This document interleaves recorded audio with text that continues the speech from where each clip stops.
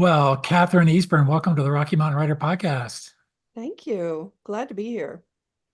I've always wanted to go Well, to Mancos. well, it's not really. I'm based in Memphis, but yeah, quite. Maybe it's kind of a virtual visit. Yeah, Yeah. And where are you based? Are you Colorado Springs? I'm in Colorado Springs. Yep. Okay. And you got roots there too, right? You were a journalist with in the newspaper business there. I was the co-founder of the Colorado Springs Independent, which was the alternative news weekly here. And that was a little over 30 years ago. Wow. It's kind of amazing. Uh, yeah. And the Independent did lots of arts coverage, if I remember correctly. A lot, a lot. Yeah. It's been it's still here, but it's new owners and a different time. And like many other newspapers, arts coverage is not as prominent as it used to be. But they are running Rocky Mountain Reader book reviews every week, so I'm happy about Wow. that. Yeah. Wow. Well, we're going to get into the Rocky Mountain Reader real quickly here, but I Okay. just want to ask you while I've got you, I mean, Colorado Springs has just changed so much in the last 10 years, eight, ten Yeah. years, it seems to me. Yeah. It's just exploded. What is your take on the current media in Colorado Springs? Because that always had a certain reputation, but it seems like they've changed too. Well, I think they're doing a good job on their local coverage, I have to say.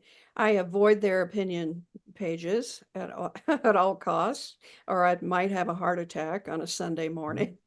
Yeah, But you know, in general, I kind of hesitate to say this, but it's true. The city is inching a little bit more blue forward than in many, many decades. And that yeah. is definitely a development of the last 10 years.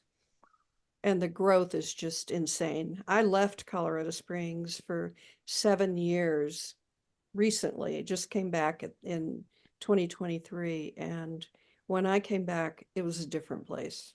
It, Yeah, it's a city, a real city. yeah, yeah, yep. Well, we could probably talk about that for quite some time. Um, we're here mainly to talk about Rocky Mountain Reader. Was take us back. I mean, I think this is something that's just should be of interest to all members of Rocky Mountain fiction writers, in terms of being aware of what resource you are providing. Um, can you take us back to the beginning? When did this idea sprout? Well, oddly enough, it sprouted when I was living in the Mississippi Delta. I left here in 2016 and went to work for a newspaper there, uh, one of the oldest daily newspapers in Mississippi. And one of the things I was so impressed with, despite incredible poverty, I mean, the Delta is one of the poorest places in America, the appreciation for literature there and for Native writers, Native Mississippi authors is remarkable. I mean, just really remarkable. There's a huge book fair every year.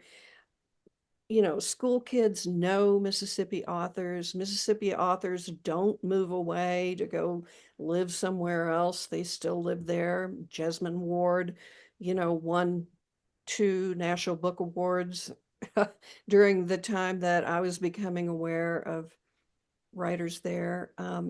But um, when I was living there, I discovered an online literary site called Chapter 16, which is in Tennessee, out of Nashville. It was started by the essayist Margaret Renkel, who is now a best-selling author and is in the New York Times, a couple of times a month. But she worked for the Nashville scene, the alternative weekly there, and was fired or laid off with a whole bunch of other people when they sold that paper and cut back on their arts coverage.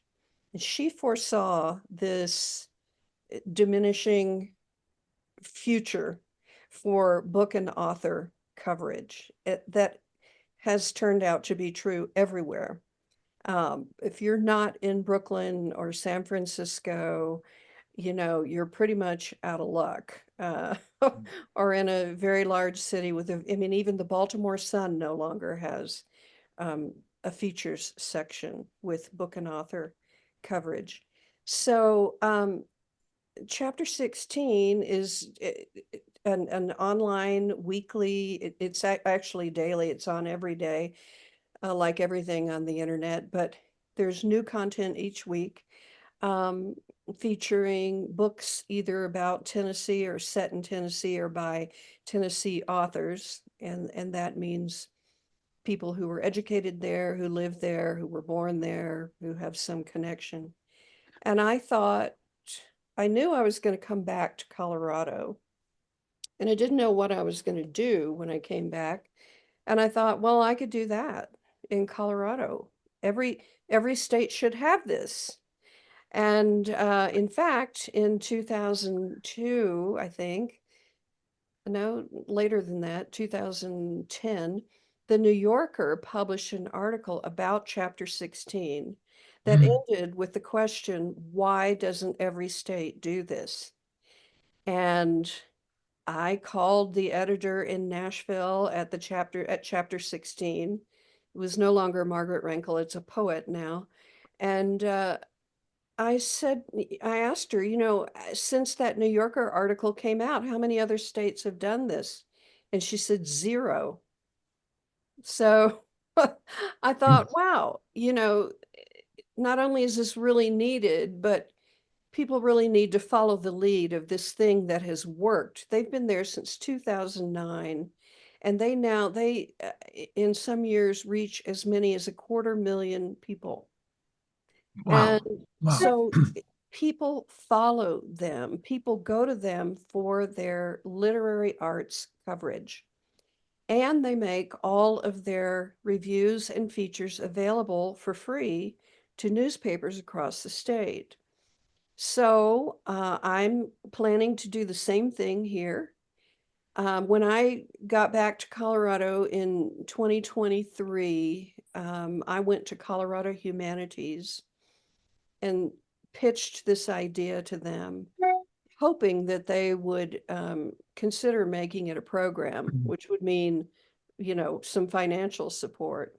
Instead, they decided to become our fiscal sponsor, which meant I didn't have to start a 501c3. I didn't Yeah. go to the state and get, legal status.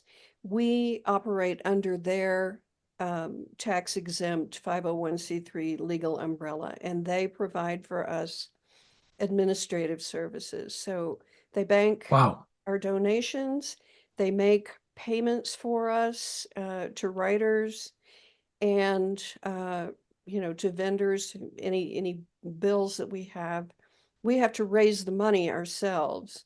But it's a tremendous help. And plus, they extended to us their statewide reach, which Wow. was really Yeah. important because Well, we're on the Front Range, and we don't want it to be a strictly right. Front Range Right. publication. We want it to extend everywhere, as far as Mancos and as far as, Dinosaur up in the Northwest. I mean, we really do want it to cover the literary arts everywhere in the state of Colorado. That's great. And for those who might recognize Colorado Humanities, they run the Colorado Center for the Book. They Yes. run the Colorado Book Awards program, which is very highly visible in the writing community. So they've just been fantastic organizations supporting writers in Colorado for years and years and years. Yes. Terrific. So for those who don't yet know, describe Rocky Mountain Reader. So if I've got a book coming out, I can send you a copy and you'll consider it for a review, correct? And you also do. Absolutely. Absolutely. I spend a good deal of my time each week um, researching, going through all kinds of different publications and organizations' listings, looking for newly released books. And I either request a review copy from the publisher if it's traditionally published, or from the author if it's self-published. I work with small independent presses all the way to, the big five, um, and have had, and with individual authors, of course, and have had just a wonderful, wonderful reception from all of them. They're so grateful for there to be something here in the middle of the country uh, like us. And what we do is I curate the content. So I basically, take a look and figure out whether I want a reviewer to take a look at a book for me or not. We are all, everything on our site is written by freelance writers. They are paid. They are not writing for free. That's one thing that I was absolutely adamant about beginning this thing, that writing is an important Mm. skill and a profession, and good writing should be paid for. Um, so uh, we publish 5 pieces a week, 5 new pieces a week, 44 weeks a year. And it's a mix of genres every week. This week we have an anthology, an autobiography, a collection of poetry, um, a kind of science-based environmental book, and something else. I can't remember what else, but it's always a real mix. It's always a really interesting mix of genres each week. And even at that, you probably have more requests for reviews than space you have room for. Or... Yeah, pretty much. I mean, I'm just now, I've been publishing for 4 months. I started on September 1st. And so as of January 1st, we were 4 months old. Um, and now I'm having the luxury of being able to plan farther ahead than before. I was, sort of always catching up. Now I have a lot of things waiting to be reviewed, or that are out with reviewers that won't be published until, say the end of March or the end of April, depending on their release date. So Right. I'm beginning to get a little more ahead of the game. I am not concerned at all about the amount of work out there that deserves to be featured. I just want to make sure that readers are finding these reviews, that book lovers Yeah. are finding this work. Um, I want them to get in the habit of going there every week, and Yep. and telling everybody they know who loves books, hey, go to this place. It's free. It's easy to subscribe. Just sign up. Please donate. It's Yeah. easy to do that too. But yeah, I mean, if you're not going to have literary content in your daily newspaper, or in your weekly newspaper, or wherever you get your news, and it's not specifically Colorado oriented, you could read the New York Times book review, but the chances of getting a book by a Colorado author are pretty slim. Yeah. So, I just want people who live here and care about books to know it's here and to go and visit at least once a week. Yep. And you, in addition to the reviews, you do articles. Mhm, So is that obviously that's going to be your choice too in terms of assigning an article? Does mhm. so is it that you submit a book and that becomes a possible topic for an article, or is that a separate process to find the subjects of the authors you want to profile? Well, so far um, it's been kind of, willy-nilly. Like last week, I had a personal essay that was submitted by a published Colorado romance author who had a great book last year called The Autumn of Big Snow. And she just submitted a personal essay about a literary mentor who had died and who she wanted to honor. That was the first time that happened. When we first started, the author Laura Pritchett asked if she could submit a piece about the MFA in nature writing program at Western Colorado University where she Right. teaches. Right. So I said, sure. This week we're Yep. going to have a piece on featuring a very small publisher that the publisher is in Westcliff. It's called Filter Press. It's a very old, it's been around a long time, publisher of Colorado history books. And so, it can be a feature about anything. It could be a Q&A with an author. We did a Q&A a couple of weeks ago with Erica Krause about her newly released collection of short stories, Save Me Stranger. Um, She's amazing. I Yeah. love her. She's wonderful. Yeah. And I've interviewed her before and written about her before. And I thought this would be a good occasion to get her voice in our pages. But I had a freelance writer who has a history in Colorado, but now lives in Springfield, Ohio, where the Haitian immigrants were reported to be eating dogs and cats by Donald Trump during the election campaign. And so Darcy Fallon, this wonderful journalist, wrote a great piece about what was happening on the ground in Springfield as a result of those rumors. So, I mean, the feature section is really wide open. Um, I'm not accepting, submissions to publish poems from open submissions, but I have asked a couple of poets whose collections we've reviewed in our pages if we could reprint a poem or two of theirs. Nice. Nice. So we're really still making it up as we go. Yeah.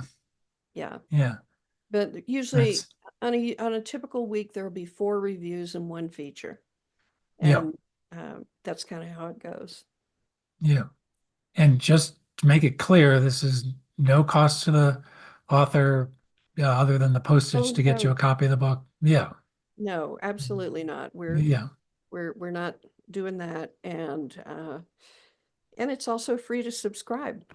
And you Yeah. don't have to even go to CAPTCHA because I hate CAPTCHA because I always get it wrong.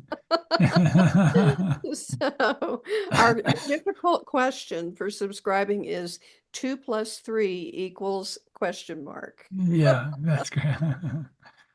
That's great. Well, how much should we together, you and me, sing the praises of the strength of the Colorado reading and writing community, especially Oh, the writers? There's so many great writers in Colorado, are there not? there really are, and that is the point, is raising awareness of that.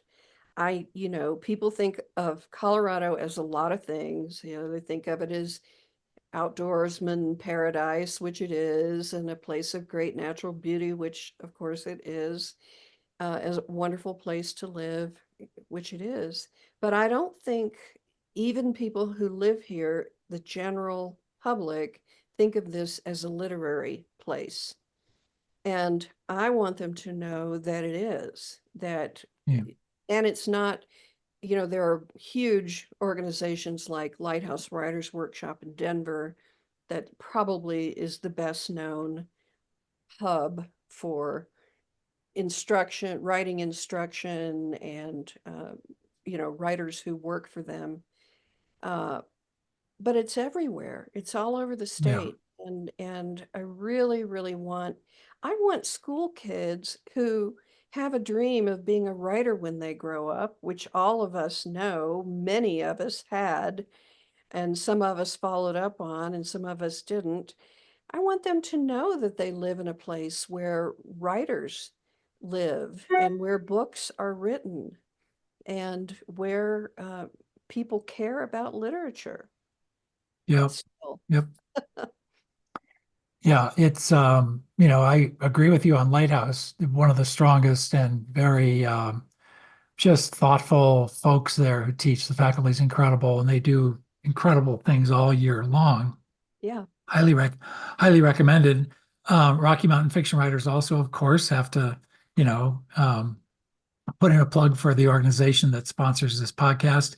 sure. But there's also Pikes Peak Writers in where you are in Colorado Springs every year, a terrific conference and terrific events and activities around Pikes Peak all the time. There's Northern Colorado Writers, there's Rocky Mountain Mystery Writers of America. Four Corners Writers is just getting going down here in Southwest Colorado. There's a There's branch of Western, right, there's Rocky Mountain Western Fiction. Colorado Writers Forum in Right. Grand Junction, which is very Yep. active. I mean, they're just everywhere, and these Yep. writers organizations and doing great work. In fact, the anthology that we reviewed this week is by the Sisters in Crime Colorado chapter that is all over the state, but headquartered in Denver. And they published their first anthology, a collection of mystery stories. So, Yeah. Yep. It's a strong community. Where do you see Rocky Mountain Reader then in 3 or 4 years, let's say? well, I really like what we're doing. I want to keep this format, and I think it's reasonable. It's a reasonable amount of content. It's basically a new story a day, Yeah. um, for during the work week. And um, with weeks off, nobody does that 52 weeks a year. We can't do it 52 weeks a year. Um, but uh, I don't want to change much about the format, but I do want to expand our reach. I mean, our two big goals right now are to expand the number of subscribers exponentially. We've done well. We have 1,000 subscribers after 4 months.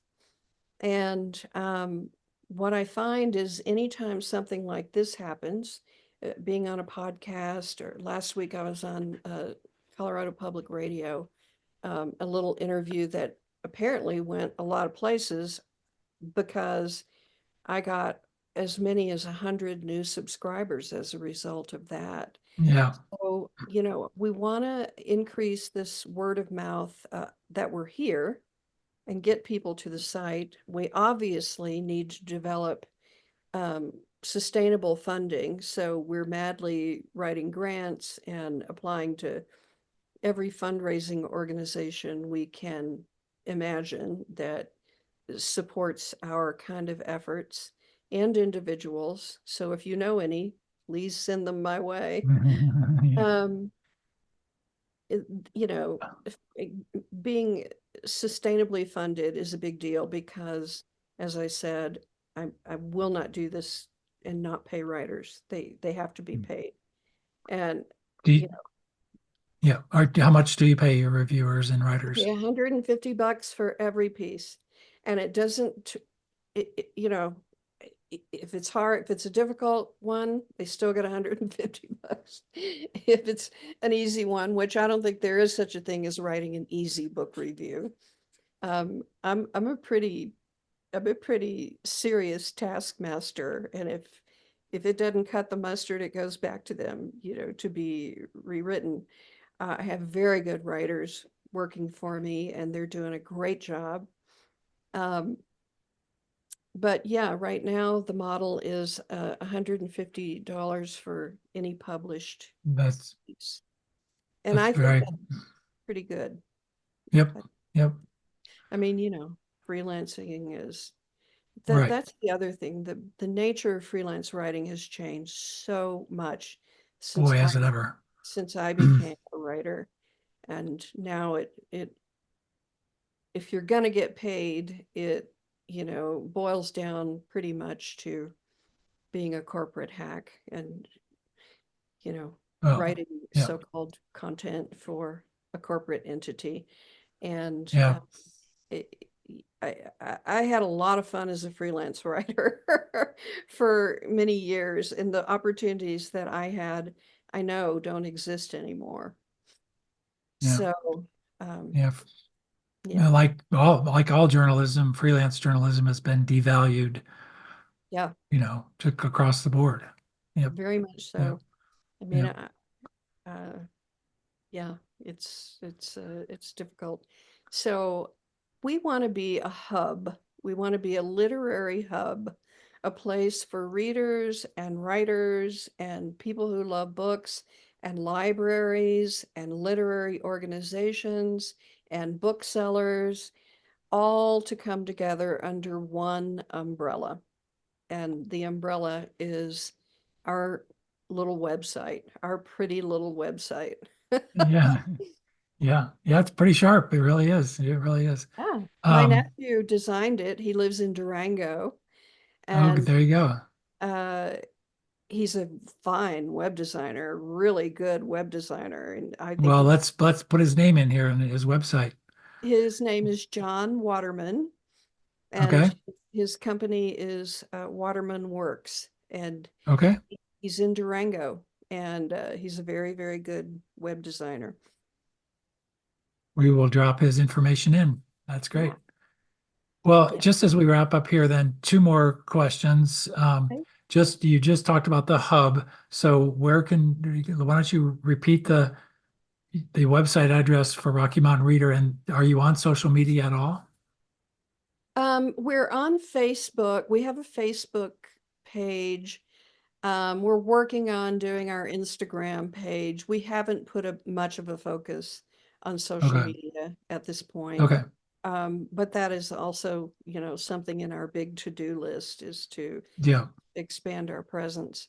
Um, the site is www.rockymountainreader.org. Remember the org, because there is a .com, which is a one-man operation, a person who I think does developmental editing. I'm not sure. But anyway, we are rockymountainreader.org.